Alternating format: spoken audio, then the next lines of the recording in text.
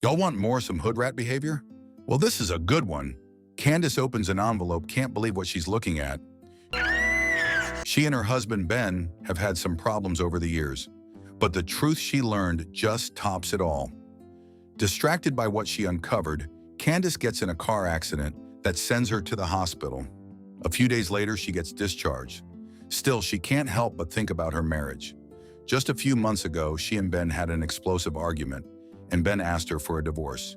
Now he shows up at the house demanding that Candace sign the papers, but Candace is not yet ready to let go. Why would Ben let go of that big Deelishis cake? Lucky for Candace, her best friends Tori and Jade are always there to support her. If Candace is a mess, Tori seems to be doing well. Candace even suspects that Tori has a new man who has been hitting it from the back. Jade, on the other hand, is an amazing author. Suddenly, Candace reveals that Ben wants a divorce. She still loves him and wants to work things out, but he is done with their marriage. To cheer Candace up, Jade suggests they all visit the winehouse soon. The next day, Tori bumps into an old friend, Tim. Damn! They flirt a little before Tori sees Ben waiting for her. It turns out they've been sleeping together, and Ben got up when he saw that Tori wasn't in bed. Tori clarifies that she doesn't want to continue their affair, but Ben knows they're hot for each other and that Tori won't be able to resist his large D. Soon enough, Candace returns to work as a business advisor. One of her clients is John, a rich man who has feelings for her. Tori catches the two flirting, and Candace quickly explains she still wants to fix her marriage. She suspects that Ben is already with someone, so she doesn't feel guilty at all about flirting with John. Tori is a trifling hoe. Candace makes it clear that she's technically still married to Ben and is hoping to get back with him. But John knows where he stands, and he is okay if it's all fun with Candace and nothing official. And so she takes a supposedly expensive jewelry, but it looks cheap as hell.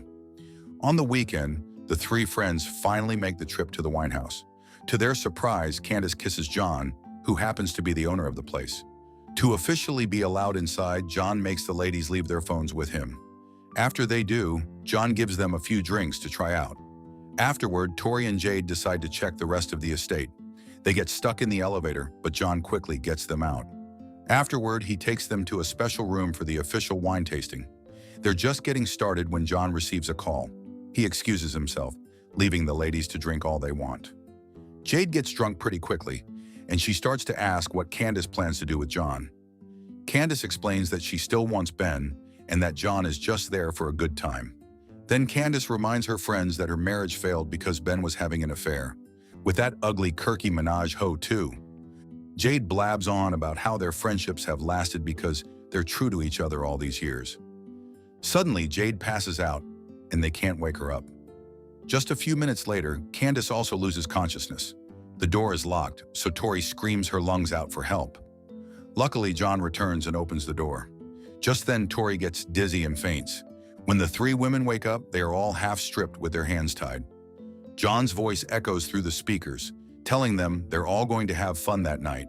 Then the lights go off suddenly. When their eyes adjust to the dark room, they realize that Candace is missing. Candace walks up to John's office fearlessly. John kisses her hard and congratulates her for an amazing performance. And that's why I always like New York over Deelishis. Then he goes back to toying with Tori and Jade. He mentions the hurtful things the two have said behind each other's backs. Jade has always thought of Tori as a big-backed slut bag. After learning the truth, Tori and Jade get in a confrontation. They have always believed they are loyal friends, but it turns out they're both two-faced. After a moment of silence, Tori apologizes for saying hurtful things. Then Jade does the same. While they patch things up, Candace walks into the room. They ask her for help, but Candace says she's not there to let them go. Instead, she reveals she knows about Tori's and Ben's backbreaking activities. She's waited a long time to get back at Tori after she ruined her marriage. Tori apologizes, but Candace is not buying her explanation. Candace also calls out Jade for staying silent despite knowing about it. But Jade says she told Tori to come clean after she found out about the affair. While Candace screams at them, Tori's bangs are making her face itchy, and she's starting to regret her wig choices. Suddenly, John says the wine taster is on his way to the winehouse. So Candace tells John to make the guests leave. Mateo has just entered the door when John tells him he doesn't have to be there. The conversation would have dragged on, but Candace shows up in her lingerie. She even flirts with him. Maybe next time you can stay and play with us. But John makes him leave. Mateo was ready to take a D for Candace. Meanwhile, Jade tells Tori, Okay, if you weren't so trifling, we wouldn't be in this position in the first place. Tori and Jade scream for help when they notice a car's headlights shining through the windows. Unfortunately for them, Mateo doesn't hear them. As soon as Mateo leaves, Candace orders John to take Jade away. Then Candace strikes Tori across the face and confronts her. Jade is taken to the other room where John plans to take advantage of her. Jade pleads for John to stop and reveals that she's already married. John is surprised when Jade fights back. John had initially thought this was all a role-play scenario. Jade is smart enough to convince John to untie her, and when he does, Jade hits his balls hard and runs out. Candace is furious when she learns that Jade is missing. She manages to track her right away using the security cameras, but Jade fights back with all her strength, determined to make it out alive. After the brawl, Jade turns her back on Candace, unaware that her friend still has enough strength. That's when Candace hits Jade unconscious. Then Candace returns to the dark room to taunt Tori even further. Tori begs not for her life, but for Jade. She says that Jade has nothing to do with her fight with Candace. But Candace has already reached the point of no return. She takes Tori's phone and tells her to convince Ben to come to the wine house. If she fails, she'll get shot. Having no choice, Tori pretends like everything is okay and asks Ben to come see her. Ben knows that Tori's with his wife and Jade, so Tori insists that her friends have already left. Candace snaps when she hears Ben say, "I love you" to Tori before the call even ends. She walks out of the room and screams,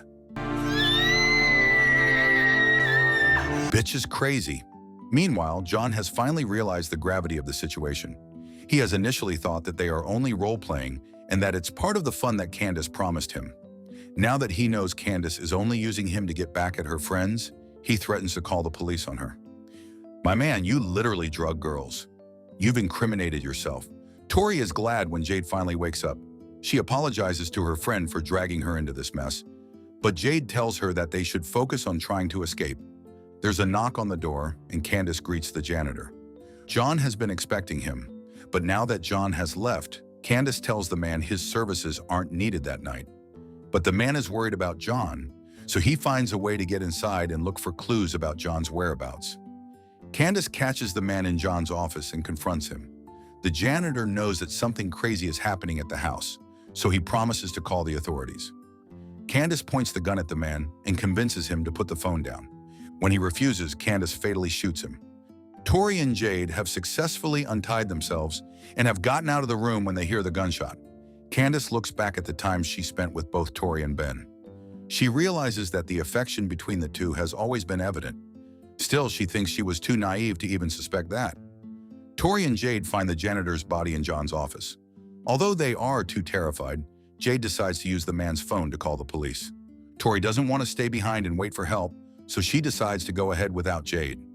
Just before Jade turns on the phone, Candace appears from behind and injects her with Ozempic. Then, Candace rushes to get to the front door to stop Tori from making it outside. Tori is shocked when she sees Candace. However, she can't run away because she is too big-backed and fears that Candace will shoot her. You were always a whore. The acting. She apologizes for the pain she caused and insists she didn't mean for things to turn out the way they did. Candace blames her for the destruction of her marriage, but Tori explains that Candace's and Ben's relationship was already over before she started sucking Ben's knob. When Candace refuses to believe this, Tori reveals that Ben has always thought Candace was crazy. Offended, Candace hits Tori hard on the head. Afterward, Candace checks on the janitor and finds out the man really is dead. She keeps thinking about the times Ben slipped and called her Tori. She never believed it to mean anything more. Candace is so pissed she accidentally fires the gun. Ben, who has just arrived, overhears it and rushes inside to look for Tori, but Candace finds him first. Ben quickly puts things together and realizes that Candace has completely gone off the rails. Ben is so fine, I kinda don't blame Tori anymore. This time, he doesn't deny that he's looking for Tori. Even though he's afraid that Candace will shoot him, he takes his chances and dashes off. And that's when Candace pulls the trigger. Ben eventually finds Tori in a room. Unfortunately, they can't leave because Ben has been shot. They just wanted an excuse for this fine man to show off his body, because why is he wearing his shirt like that? When Candace finds them, Tori begs her to let Ben go to the hospital. But Candace doesn't care if Ben bleeds to death in front of her. She even reveals that she already got rid of Jade. Tori and Ben can't believe that Candace is capable of doing something so evil, so they remind her that they both love and care for her. But Candace is deaf to their explanations. She says that she hired a private investigator to find out who Ben was seeing. She was horrified when she learned the new woman was her own best friend. On top of that, Tori got pregnant. She lost the baby, but it doesn't stop Candace from bringing it up. Afterwards, she shoots Ben dead. "No, that was my man!" Tori wrestles Candace for the gun, and the two start hitting each other. Jade walks in, grabs the gun, and fires it. Unfortunately, her dumb ass shoots Tori, and when Candace gets up, Jade shoots her too. 3 months later, Jade releases her new book, A Taste of Betrayal. The story is about Ben, Candace, and Tori. The book is selling really well, but Jade denies that it's based on a real story. She says it's all in her imagination. After the book signing, Jade heads to the wine house, where her friends are waiting. John, Ben, Tori, and Candace are all there. They congratulate Jade for the success of her book. In turn, Jade thanks her friends for letting her imagine them in such a way that will let her write a best-selling novel. Candace makes a joke that it's all good as long as it doesn't happen in real life. However, when Tori and Ben are left all alone, Ben reveals how worried he is that Jade probably knows about their affair. Tori assures him that no one knows they're sleeping together. And just like that, they continue to pretend it's all just in Jade's imagination. The twist was twisting here. Did I like the twist? No. What did you guys think about this one? The acting was horrendous, but that was expected from a woman named Deelishis. Did y'all like that one? Honey, well, make sure you like and leave us a comment.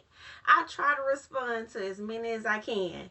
And if you like Tubi, Lifetime, or just straight up trifling movies, make sure you subscribe for real. For more videos, you can click here or here.